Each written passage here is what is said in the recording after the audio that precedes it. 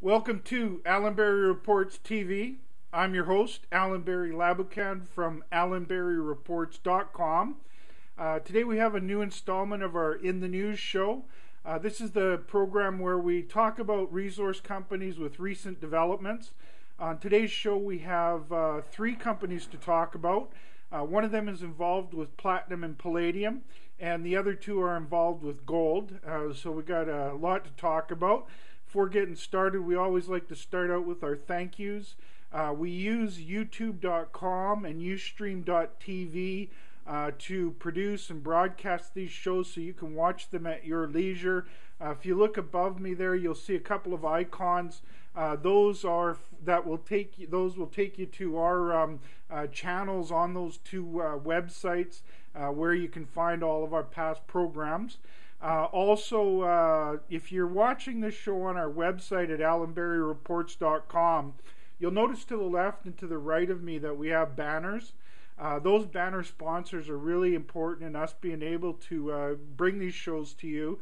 And if you're interested in doing some homework on those companies, just click on their banners. That'll take you to their websites where you'll find plenty of information on the work and projects that those companies have and are working on.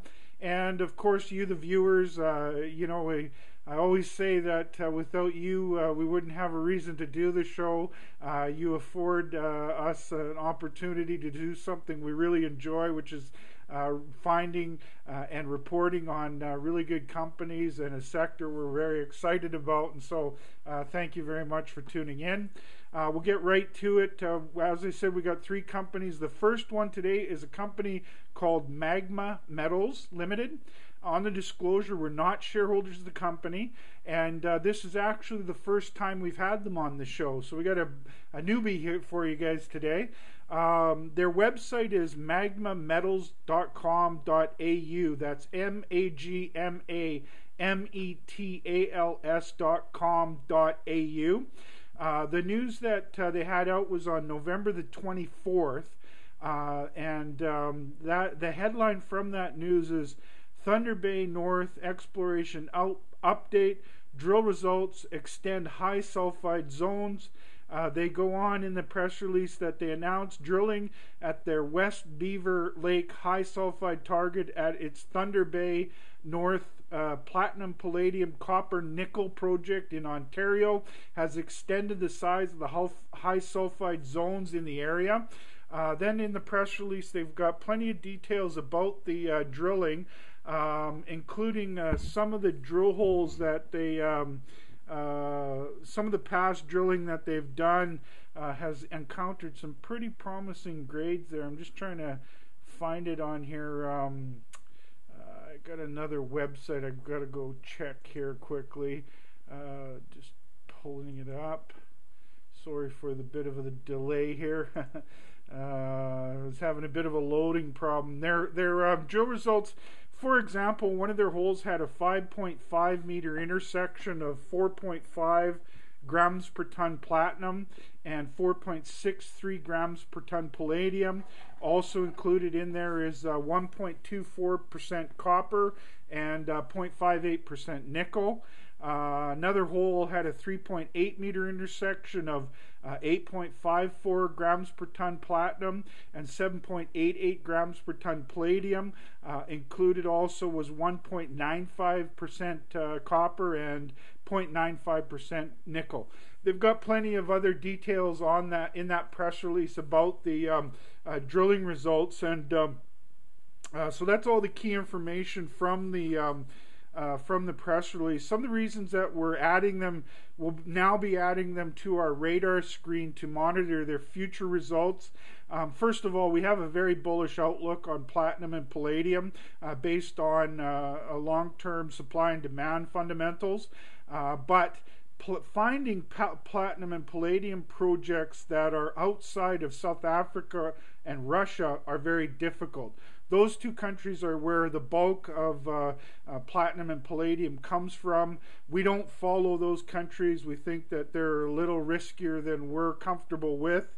And so we're kind of limited in where we've been able to find. In fact, over the years, we've only added one platinum and palladium company to our roster of featured companies in our email newsletter. And that's not because we don't want more companies. It's because of following our criteria of good drill results out and in countries that are mining friendly. And so this is definitely one we're going to add to our radar screen. Still evaluating whether we'll put it on the in the email newsletter. And basically they fall into the criteria of what we look for. They're in a commodities we're bullish on. They've had some very good drilling results of late, and that caught our attention. And the project's in mining-friendly Thunder Bay, Ontario. So check out their website where you can do a lot of homework on the company. The next company we're going to talk about today is Gold Canyon Resources. On the disclosure, we're not shareholders of the company. Our past coverage is, our first coverage of them was on one of our recent shows here. You can find that on our YouTube channel. That was the November 3rd, 2010 show. Their website is goldcanyon.ca. They've recently had two press releases out. The first one was on November the 17th. The headline from that is Gold Canyon continues to expand the portage zone at Spring Pole. Hole SP10-22 intercepts 223 meters at 1.45 grams per ton gold. They go on and they've got a lot of really good details in there about the drilling, and as well as the table with the various different drill holes on it. And they also talk, it's either in this news release or the next one we're going to talk about, they mention that they've got a pretty aggressive winter drill program coming up. The next news release that they had out that caught our attention was on November the 23rd.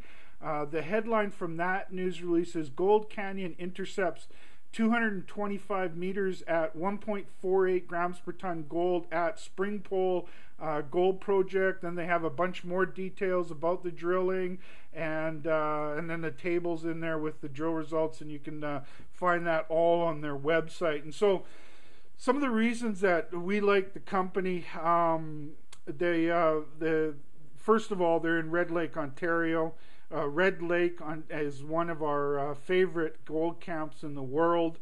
The reason that we've done quite well on our picks in that region is due to the high grade nature of the gold discoveries in that area. What makes Gold Canyon somewhat unique is that what they seem to have is a lower grade but high tonnage open pit target at their Spring Pole project, and that's pretty encouraging. I've talked to some of my geology buddies about this, and one of the comments I took away from that was that there's no reason that there shouldn't be these kind of targets in Red Lake, and Gold Canyon definitely has one of those.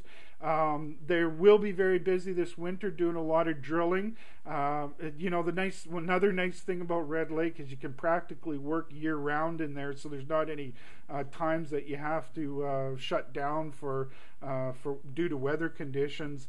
And so going forward with a big drill program this winter, they should have a very good flow of news from their drilling results, and we'll be watching very closely for those results. Again, check out their website at goldcanyon.ca where you can do your homework on the company and their Spring Pole project. So the third company we're going to talk about today is Lakeshore Gold. On to the disclosure, we're not shareholders of the company. Excuse me. Our past coverage includes they are a featured company in our Allan Berry Reports email newsletter. If you look above me, you can find a reports section, and in there you'll find all of our past reports. They were in the June 15th, 2009 which was the 24th edition. So you can find that up there if you're watching this show on our website at allanberryreports.com. We've also had him on our Ustream channel on August the 5th, August the 25th, and September the 16th, and on our YouTube channel on October the 13th, and recently on November 18th. They've been really busy since we last talked about them on our November 18th show. Before I get started on the news, their website is lsgold.com. And I'm just going to pull up I've got their website up here, pull up their news releases. They had 3 news releases out since we last talked about them. Just going to, the first one we're looking for is November the 24th. In that one, they mentioned that the headline is Lakeshore Gold confirms and expands large gold system in Thunder Creek Porphyry, intersects 99.6 meters, grading 4.91 grams per ton gold, including 6.92 grams per ton gold over 61.4 meters. That's a very good intersection, long intersection, a high grade there. Very exciting. They've got plenty of details about that in their press release. They've got a quote from their president and CEO. Don't have time to read the quotation, but you can find that on their press release, as well as all the various different details about the drilling results from their Thunder Creek project. Then the next, shortly after that, on December 1st, they actually had 2 news releases out on December 1st. The first one, the headline is Lakeshore Gold achieves 12,000 ounces of gold in November, files closure plan for commercial production. They announced that the company processed approximately 12,000 ounces of gold at its wholly owned Bell Creek mill during the month of November. Total tons processed during the month were approximately 54,000 tons. The mining rate at Timmins Mine exceeded the target rate of 1,500 tons per day during the month, averaging over 1,800 tons per day. So they're getting some really good production underway there. They got, again, a lot of details about that. There's a good quote in there in the press release from the president and CEO, Tony McCooch. So you can find that on their website as well. And then on the same day, they had a news release with the headline, Lakeshore announces initial resource at Bell Creek Mine, large deposit identified. They talk about a resource which includes an estimate of 1.19 million ounces of inferred resources of gold and 251,000 ounces of measured and indicated resources. They talk about the details about this resource calculation. Again, you can find that on the company's website. Some of the reasons we like the company, we started covering them with due to their exploration success. Now they've become a new gold producer. They're in a really good jurisdiction of Ontario. They go to regions with well-known geology. That's always a good recipe to make discoveries. Going forward, they should have an excellent news flow from production and their exploration efforts. And basically, they're a well-positioned company to become a fast-growing gold mining company. So you can find a great place to start your homework is on their website. Again, that's lsgold.com. That's a wrap on our In the News segment today. Before closing, we'd like to stress the show and our reports are for information purposes only.